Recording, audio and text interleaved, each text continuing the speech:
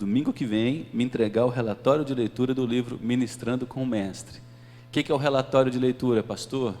Eu li. Eu li. Ou, se você quiser seguir o exemplo do Casimiro, pode fazer um resumo. Não tem problema nenhum. Vai te ajudar muito mais, você assimilará o conteúdo, mas o que eu quero nesse módulo é simplesmente que você adquira a compreensão dessas ferramentas para interpretar as Escrituras e comece a transitar nessa escada.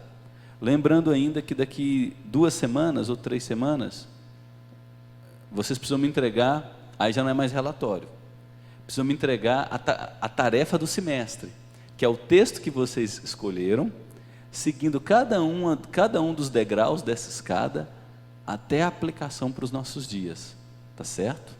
Esse será o exercício final, que vai dar a cada um o ingresso para participar do nosso curso de formatura, ganhar um diplominha bonito. Aí, com o diploma que você vai ganhar, mais uns R$6, você consegue tomar uma Coca-Cola de 2 litros, tá certo? Será maravilhoso. Vamos lá, queridos, para Gênesis. O que eu quero fazer com vocês aqui agora? Ver se vocês vão gostar disso. Nós vamos para o 4º degrau.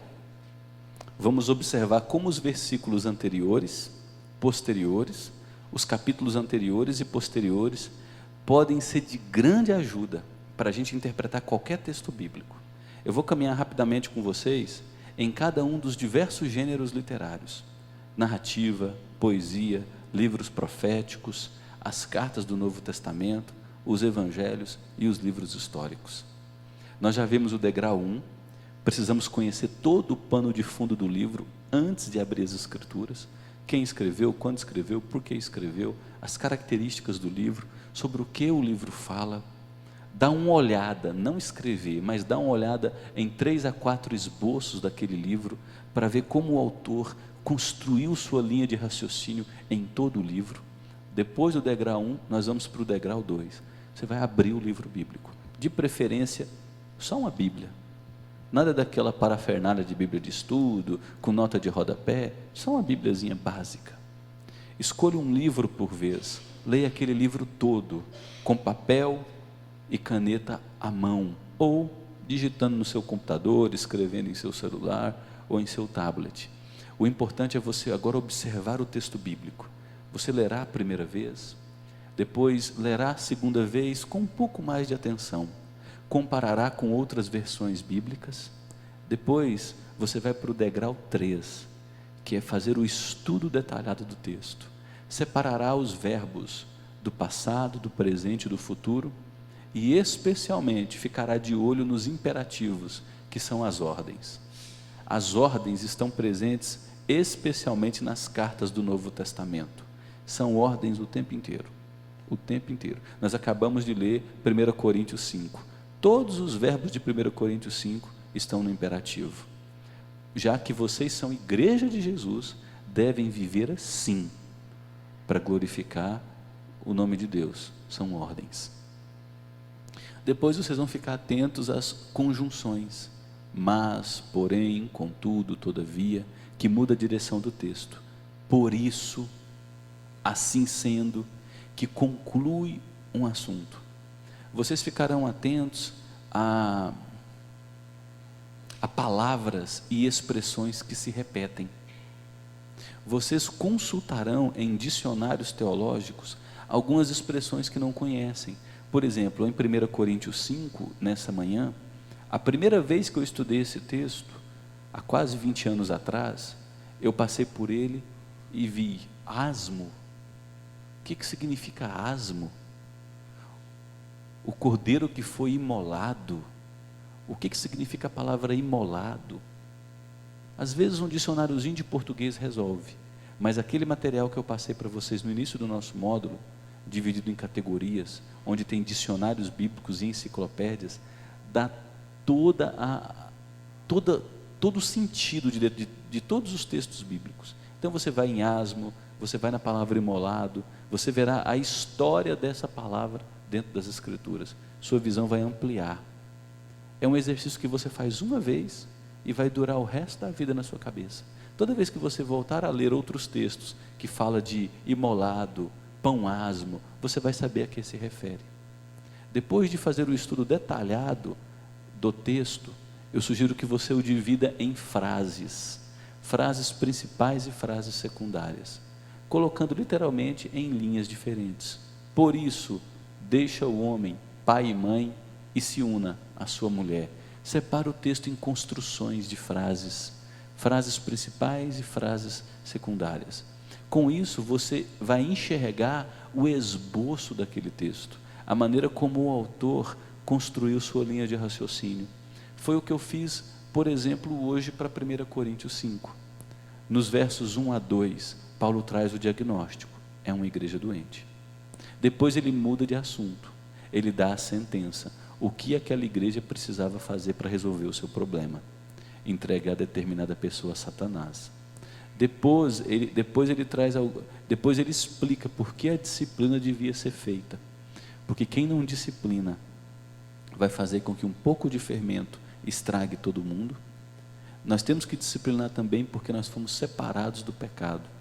Quando você divide o texto em frases, você começa a enxergar a maneira como os argumentos começam e terminam. Fica claro, do verso tal ao verso tal fala disso, verso tal ao verso tal fala disso. Você enxerga os argumentos principais e os argumentos secundários quando divide em frases.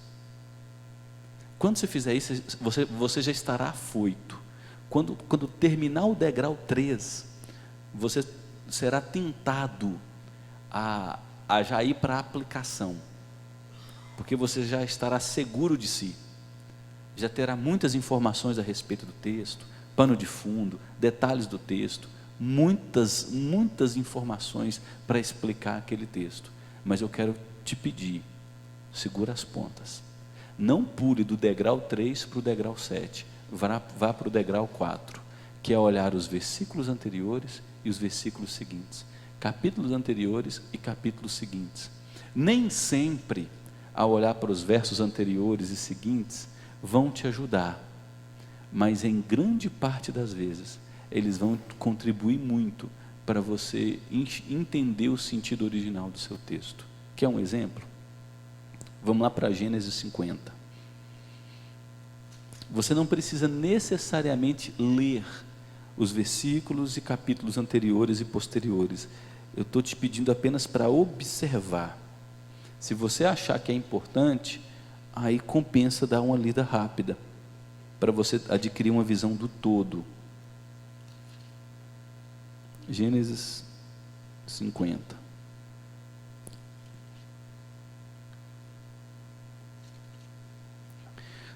Se você observar, o texto do versículo 1 até o versículo 14 vai falar da morte de Jacó, pai de José. José está chorando muito pela morte de seu pai, que já estava bem velho.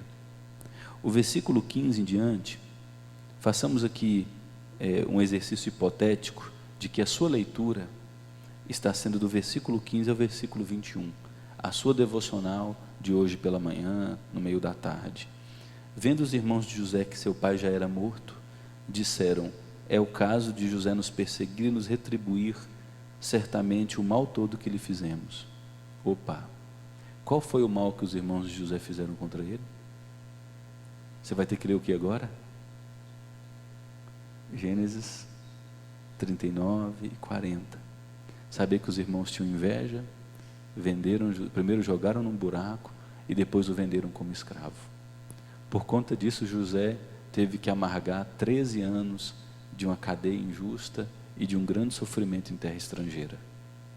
Foi separado de seu pai, de sua cultura, de sua língua, de sua identidade religiosa, comeu pão que o diabo amassou. Viu? Você já precisou dos versículos anteriores, de capítulos anteriores. Aí os irmãos fizeram um plano, portanto, mandaram dizer a José: teu pai ordenou antes da sua morte, dizendo: assim direis a José, perdoa a transgressão de teus irmãos e o seu pecado, porque o fizeram mal. Agora, pois, te rogamos que perdoe a transgressão dos servos do Deus de teu pai. E José chorou enquanto lhe falavam. Os irmãos, mais uma vez, fizeram mal porque mentiram. Contrataram um grupo de atores, subornaram esse grupo de atores e pediram que esse grupo de atores fosse até José e dissesse: Teu pai, velhinho, antes de morrer, teve um único desejo, o último desejo, que você perdoasse seus irmãos. Porque os irmãos entendiam o seguinte: meu pai agora morreu, nada nos livrará da ira de José. José só foi bondoso conosco enquanto o papai estava vivo, porque ele não queria contrariar o papai. Agora ele vai vir em cima da gente com sangue nos olhos. Contrataram esses artistas, subornaram e deram essa informação falsa. E o texto diz que na medida em que eles falavam tudo isso, José chorava. Chorava porque ele reviveu todo o seu drama. As nossas lembranças nos machucam. A gente não esquece. O que acontece com a gente é que Deus nos visita com cura, com graça, e aquela ferida é cicatrizada, e quando você põe a mão não dói mais, porque a graça de Deus cura. Agora, esquecer, ninguém esquece. Aí depois, no verso 18, vieram os irmãos de José, se prostraram diante dele e disseram: eis-nos aqui por teus servos, nós queremos ser teus escravos. Olha só a resposta de José: não temais, acaso estou eu em lugar de Deus? Primeira resposta de José: eu não sou Deus para vingar vocês, só Deus retribuirá a vocês o mal que vocês me fizeram, não cabe a mim me vingar, a vida de vocês está entregue nas mãos de Deus. Em segundo lugar, vós na verdade intentastes o mal contra mim, porém Deus o tornou em bem, para fazer como vedes agora, que se conserve muita gente em vida. Para você entender essa frase de José, é importante ler os capítulos 44, 45 e 46 de Gênesis, porque José está preso pela coincidência, que a gente não sabe, a gente sabe que não é coincidência, que é a providência de Deus. Vão para a cadeia onde José estava, o copeiro e o padeiro de Faraó. José interpreta os sonhos de ambos. Um é morto, o outro é restituído à presença de Faraó. 2 anos depois, o próprio Faraó tem alguns sonhos muito complexos. Nenhum sábio ou mago do Egito consegue interpretar os sonhos. E aquele copeiro que foi restituído diz para o Faraó: ó, tem um menino na prisão, um judeu, que falou isso e isso do meu sonho, e aconteceu certinho. Mandaram trazer José. Ele deu a interpretação exata. Além da interpretação exata, Faraó o nomeou como vice-rei, o segundo homem mais poderoso do planeta, que livrou todo o Egito de uma fome, levantou o Egito como uma potência planetária, porque o Egito comprou a terra de todo mundo que estava passando fome, em troca de comida. E pela ironia divina, os irmãos de José agora vêm e se curvam diante dele. O que a frase de José significa? Vocês fizeram mal contra mim, mas a providência de Deus conduziu todo o mal para um bem muito maior. Então José está dizendo o seguinte: a minha vida não está debaixo da vontade imediata de vocês, das dores que vocês me causam, mas da soberania de Deus. Se nos planos misteriosos de Deus estiver a vida de vocês para me causar sofrimento, Deus o fará, mas Ele usará a maldade de vocês para produzir um bem muito maior. Eu creio na providência e na soberania de Deus, por isso eu não vou me vingar, por isso a mágoa não vai dominar meu coração, o ressentimento não vai me destruir. Olha que doutrina linda, gente, que doutrina linda. E por fim, José diz: não temais, pois eu vos sustentarei a vós outros e a vossos filhos. Assim, quem é que consolou quem? José os consolou e lhes falou ao coração. Não fiquem magoados contra vocês, não. Não fiquem tão tristes com vocês, com relação ao mal que me fizeram. Eu os perdoo. Eu não só os perdoo, como eu vou cuidar de vocês, vou dar terra, casa e comida para o resto de suas vidas. E não só vocês, vou cuidar de suas esposas e dos filhos depois de vocês. Assim José vence o mal fazendo o bem e paga o mal que lhe fizeram com o bem. E lá em Romanos capítulo 15, Paulo dá uma orientação à igreja: não vos deixeis vencer pelo mal, mas vença o mal com o bem. É o que José faz. Note que para a gente interpretar os versículos 15 a 21, Foi muito importante nós nos lembrarmos de tudo o que aconteceu na trajetória de José. Os versículos anteriores, os capítulos anteriores, são chave para a gente compreender esse texto. Vamos agora, por exemplo, para o livro de Josué. Eu estou escolhendo textos assim avulsos, tá? Livro de Josué, capítulo 1.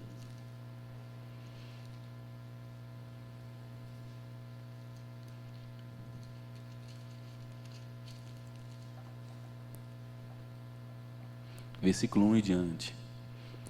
Sucedeu depois da morte de Moisés, servo do Senhor. O texto já começa trazendo uma nota de tensão.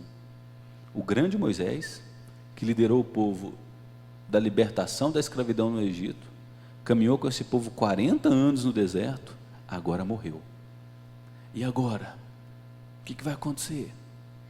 Acabou.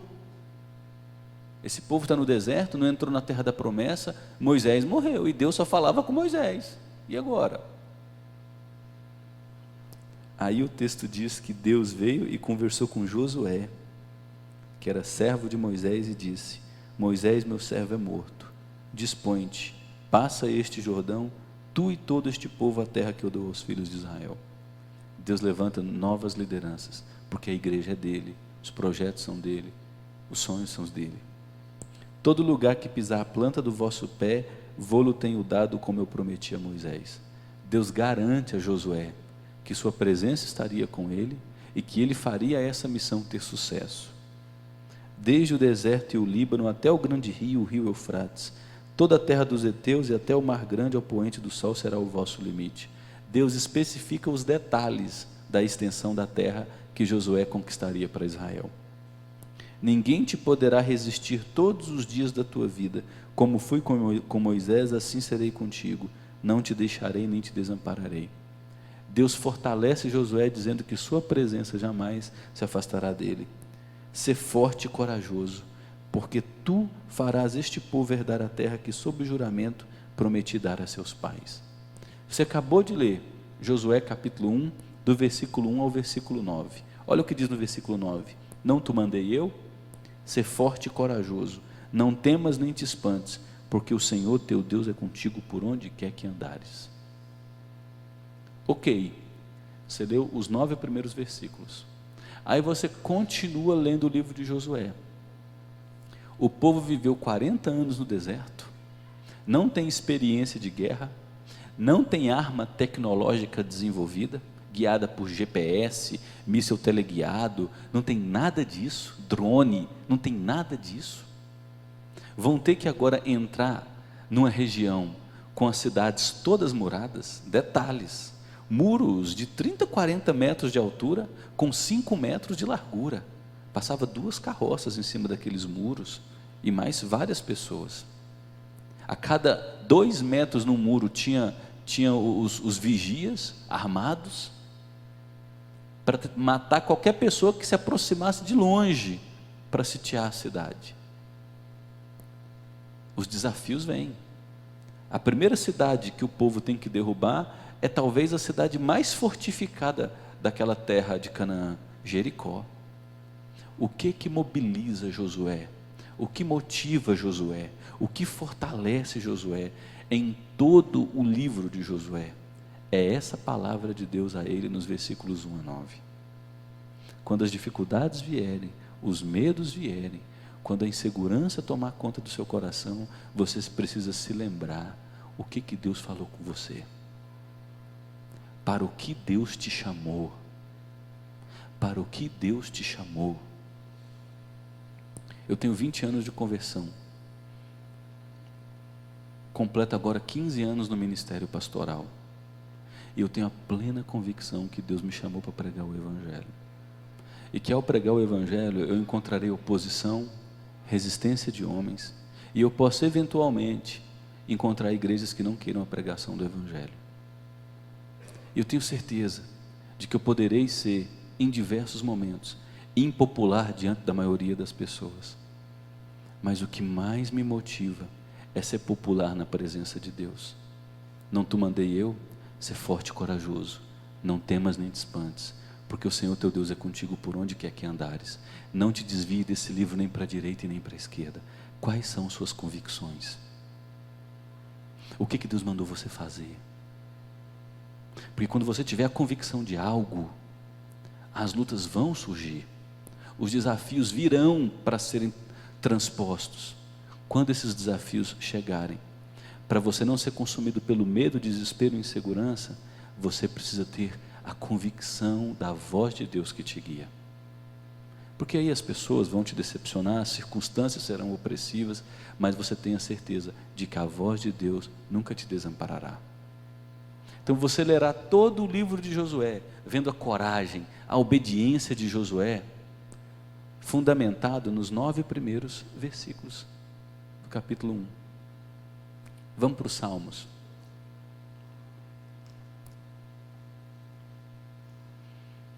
Um salmo que a gente lê com muita frequência, sabe ele de cor. Qual é o salmo? Qual é o salmo mais conhecido das Escrituras? Salmo 23.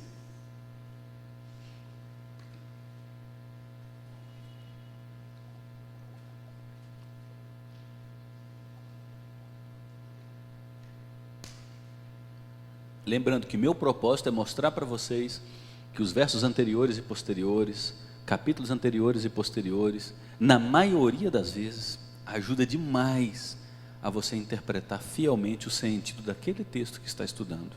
Salmo 23. O Senhor é meu pastor e nada me faltará. Por que ele disse isso? Qual circunstância esse homem estava vivendo? Você tem que ler o Salmo 22. Olha como começa o Salmo 22. Deus meu, por que me... Quem falou isso na cruz? Eli, Eli, lama sabachthani. Deus meu, por que me desamparaste? Por que se acham longe de mim a salvação, as palavras do meu bramido? Olha o que ele segue dizendo no versículo 6. Eu sou verme e não homem, opróbrio dos homens e desprezado do povo. Todos os que me veem zombam de mim, afrouxam os lábios e balançam a cabeça. As pessoas dizem para mim, confiou em Deus, que Ele te livre, que Deus te salve, se Ele tem prazer em você. Das 9 da manhã ao meio-dia, diz-nos Mateus capítulo 26, que Ele crucificado, as pessoas, as multidões passavam, cuspiam e diziam, Deus não ama você? Deus não é teu pai? Se Ele de fato for teu pai, que Ele desça você da cruz. Você não fez muitos milagres? Faça um milagre e se desça daí. Você é um charlatão, um falsário, um enganador do povo, um falso profeta. E o corpo dele todo arregaçado, moído, traspassado por nossas feridas, moído por nossas transgressões, quase nu, com feito espetáculo de humilhação, depois de ter por quase 2,5 km carregado uma cruz muito pesada em seu corpo caquético, sendo zombado, recebendo mais chicotadas.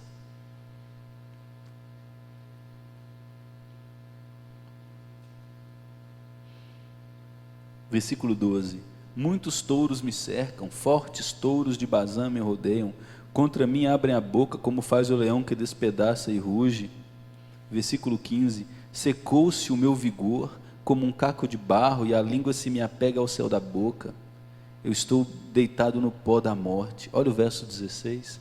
Cães me cercam, uma súcia de malfeitores me rodeia, traspassaram-me as mãos e os pés. Posso contar todos os meus ossos, eles estão me olhando e encarando em mim, repartem entre si as minhas vestes e sobre a minha túnica deitam sorte. Aí esse homem que está nesse calvário, humilhado, zombado, pisoteado, oprimido, feito maldição por Deus, agora experimenta a vitória, ressuscita ao terceiro dia e diz, porque o Senhor é meu pastor, eu não sentirei falta de nada, porque o Senhor é o meu pastor, ainda que eu ande pelo vale da sombra da morte, olha o versículo 4, eu não vou temer, Até no meu sofrimento e na minha morte, Deus tem propósitos. Quando você lê o Salmo 23, pensando no Salmo 22, olha como faz sentido o versículo 5. Preparas-me uma mesa na presença dos meus adversários, unges minha cabeça com óleo, o meu cálice transborda. Nós temos aqui uma celebração de coroação real. Na antiguidade, os reis saíam à guerra e os vitoriosos se assentavam à mesa com seus generais. O rei perdedor era obrigado a se assentar à mesa com o rei vitorioso, cortavam o polegar dele, para ele não levantar mais espada, nem sair à guerra, e nem ter mais nenhum poder. Entrava um sacerdote, com um azeite dentro de um chifre de carneiro, e derramava aquele azeite sobre a cabeça do rei, consagrando-o vitorioso de guerra. Todos olhavam para a cruz, e viam o maldito sendo humilhado, mas o que estava acontecendo é que através daquela morte fiel e de seu sacrifício perfeito, ele venceu, ele conquistou muitos para si, ele ofereceu um sacrifício perfeito a Deus, e agora ele foi coroado o rei da história, na presença de Deus, ele foi ungido o Senhor dos Senhores. É por isso que ele pôde dizer: a bondade e a misericórdia certamente me seguirão todos os dias, e eu estarei na casa do Senhor para todo o sempre. Estarei na presença de Deus para todo o sempre, porque fui fiel até o fim, ofereci um sacrifício perfeito pelos pecados dessa multidão, suportei toda a humilhação sem nunca cometer pecado. Agora eu fui coroado rei, e estarei na presença de Deus para todo o sempre. É por isso que começa o Salmo 24. E o Salmo 24, no versículo 3 diz: quem subirá ao monte do Senhor? Quem é que vai permanecer no santo lugar? Quem é que vai viver na presença de Deus? É o que é limpo de mãos e puro de coração, aquele que não entrega a sua alma à falsidade, nem jura dolosamente. Esse obterá a salvação, esse obterá do Senhor a bênção e a justiça de Deus para todo sempre. Quem é esse que viveu perfeitamente? Quem é esse que é limpo de mãos, puro de coração, não entregou sua alma à falsidade? É o homem que sofreu no Salmo 22, permaneceu fiel, e agora no Salmo 23, recebeu o cuidado de Deus, foi coroado rei e habita na presença de Deus para todo sempre. Ele ressuscitou ao terceiro dia, e agora sabe como o céu o recebe? Olha o versículo 7 do Salmo 24. Levantai, ó porta, as vossas cabeças, levantai-vos, ó portais eternos, para que entre quem? O Rei da Glória. O Salmo 22, 23 e 24 está falando da gente, está falando de Jesus Cristo e de sua obra perfeita. Levantai, ó porta, as vossas cabeças, para que entre o Rei da Glória. Quem é o Rei da Glória? Ele é o Senhor forte, poderoso, poderoso nas batalhas. Ele enfrentou a maior de todas as batalhas.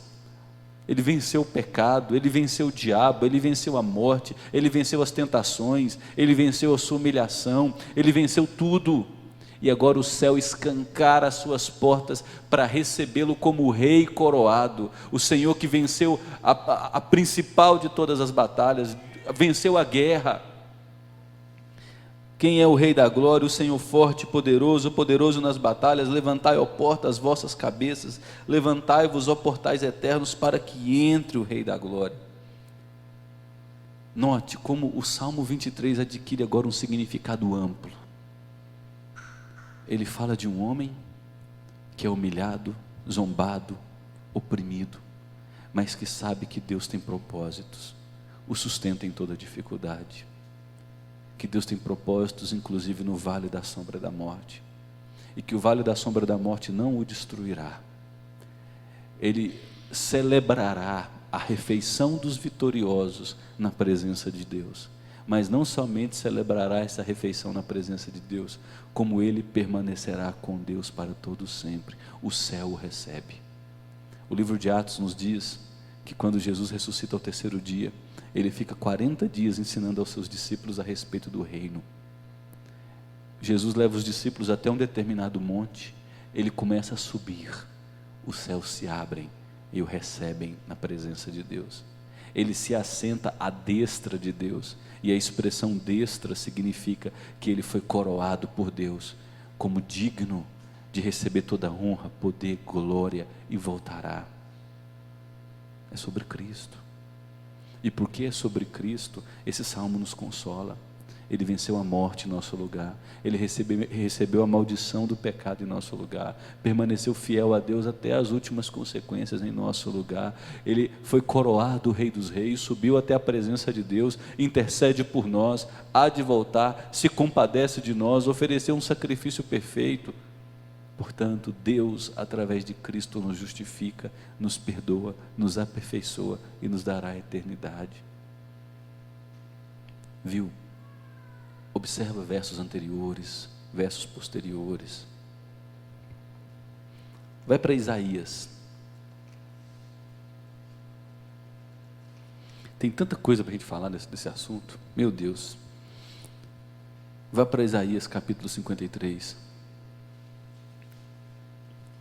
Eu creio que você já conhece detalhadamente esse texto de Isaías 53, né? Olha só o versículo 2. Ele era desprezado e o mais rejeitado entre os homens, homem de dores e que sabe o que é sofrer. E como um de quem os homens escondem o rosto, ele era desprezado, e dele não fizemos caso. Certamente ele tomou sobre si as nossas enfermidades e as nossas dores. Nós o reputávamos por aflito, ferido de Deus e oprimido. Mas ele foi traspassado por nossas transgressões, moído por nossas iniquidades. O castigo que nos traz a paz estava sobre ele, e por suas pisaduras fomos sarados. Todos andávamos desgarrados como ovelhas, cada um se desviando pelo caminho, mas o Senhor fez cair sobre ele a iniquidade de todos nós. A gente sabe hoje que esse texto de Isaías 53 fala de Jesus Cristo, seu sofrimento, os resultados do seu sofrimento, a conquista de sua igreja para si. Aí você vai observar os capítulos anteriores, capítulos seguintes. Note, por exemplo, o capítulo 54. Canta alegremente, ó estéril. Deus está chamando uma mulher que sonhava em ter filhos, só que era impossível. Deus a chama para se regozijar, para se alegrar, porque Deus deu a ela condições de ter filhos. O que Deus está dizendo é: porque o meu filho ofereceu uma obra perfeita, vocês agora têm condições de se alegrar, de serem salvos, de receberem vida. Olha o capítulo 55. Todos vós os que tendes sede, vinde às águas, e vós os que tendes dinheiro, vinde, comprai e comei, vinde, comprai sem dinheiro e sem preço, vinho e leite, é de graça. A obra sacrificial desse filho que morre no capítulo 53 é de graça. Que maravilha isso aqui, gente. Note como versos anteriores e posteriores, capítulos anteriores e posteriores, complementam o assunto e dão a você condições de interpretar o texto com fidelidade. Vamos para Mateus.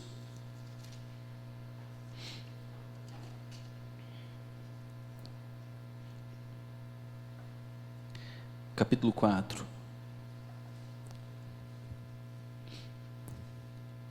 Olha como começa o capítulo 4 de Mateus.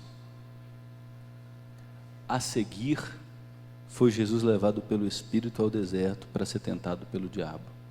Só o fato de Mateus inserir essa expressão a seguir, ele já está dizendo para nós, olha o que estava acontecendo antes. O que aconteceu antes? Jesus foi batizado. O que acontece no batismo de Jesus? Uma voz do céu é ouvida por todos: este é meu filho amado, eu tenho nele prazer, ouçam-no.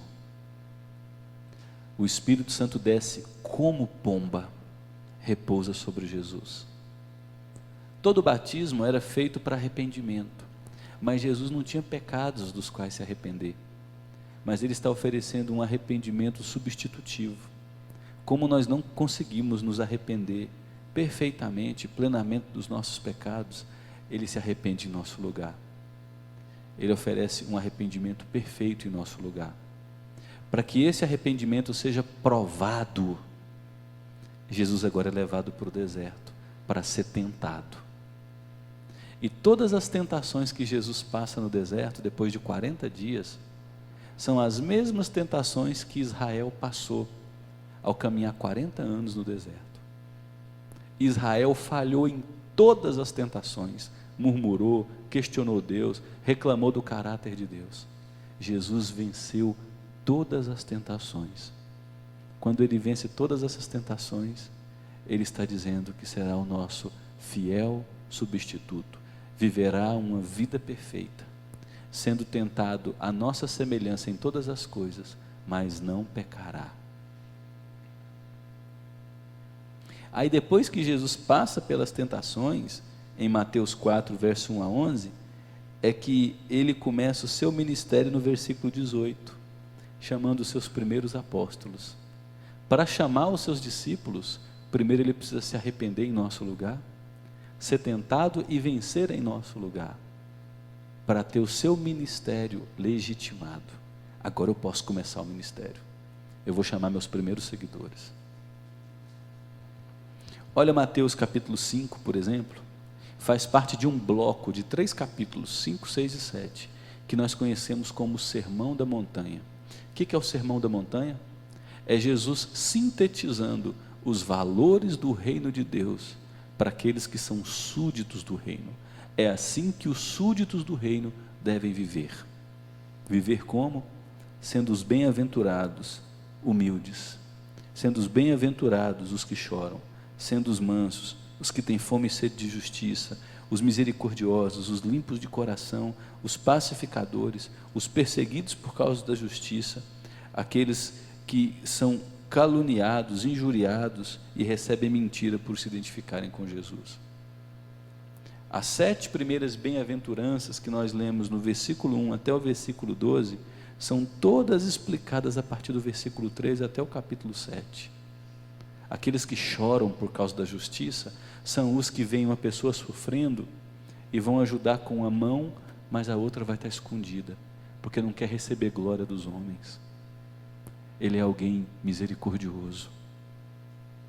Aquele que ora no seu quarto em secreto, não usando de vãs repetições, dizendo: meu Pai, perdoa-me, me ajuda a perdoar os que me ofendem, é humilde de coração, que reconhece que tem inclinação para a amargura, para a avareza, para a idolatria, e se prostra diante de Deus. E aí você vai ter que interpretar qualquer versículo de Mateus, entre o capítulo 5 ao capítulo 7, pensando nesse todo, que é um único sermão. Olha, por exemplo, o versículo 13 a 16, vós sois o sal da terra, se o sal vier a ser insípido, como lhe restaurar o sabor? Olha o verso 14, vós sois a luz do mundo, vocês têm que brilhar. Versículo 16, assim brilha a vossa luz diante dos homens. Então, como é que eu vivo como sal e como é que eu brilho como luz? Quando eu vivo como bem-aventurado, nos versículos 1 até o versículo 12. Percebe? Você está lendo o seu texto, seus versículos. É importante que no 4º degrau você fique atento aos versos posteriores e aos versos anteriores. Nem sempre vai te ajudar, mas na maioria das vezes vai contribuir demais para você conhecer o sentido do seu texto. Alguma pergunta?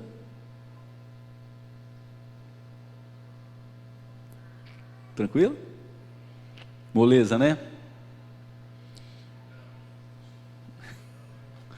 Que isso, fala isso não, homem. É só começar a aplicar agora. Só vocês começarem a ler as escrituras. É igual quando você recebe um e-mail. Os mais novos aqui vão se lembrar que recebiam ainda cartas, né? De um outro tempo. A geração dos meninos aí de 15 a 18 anos nem sabe o que é carta mais, né? Esses dias eu mostrei para as minhas meninas uma máquina de datilografia. Para elas parecia uma coisa alienígena, né? Eu falei, papai fez curso disso aqui, ó. Então aqueles mais maduros, um pouquinho só, vão se lembrar das cartas. Você abria a carta e prestava atenção no todo, nos versos, nos parágrafos anteriores, posteriores, você gostava de ficar atento à linha de raciocínio geral. É assim as Escrituras, gente. Oi? Como é que é? Uma carta de amor lia 20 vezes, né? Mas isso aqui é, gente, uma revelação do grande amor de Deus por cada um de nós. Essa é a maior de todas as revelações de amor, viu? Porque Deus amou o mundo de tal maneira que deu seu único Filho para que todo aquele que nele crê não morra, mas tenha vida eterna. E dentre esse todo aquele que nele crê, estamos eu e você, hoje chamados para ser cidadãos da eternidade. Louvado seja Deus. Qualquer dúvida, fala comigo no particular, WhatsApp, telefone, estou à disposição de vocês para isso aqui. O maior prazer da minha vida é poder ensinar as Escrituras e ensinar outros a amadurecerem na fé, a fim de poderem ser usados por Deus na vida de outros. Esse é o objetivo da minha vida. E eu espero que se torne seu objetivo também. Ensinar as Escrituras para as outras pessoas. Porque se o Filho as libertar, verdadeiramente elas serão livres. A fé vem pelo ouvir, e o ouvir a pregação do Evangelho.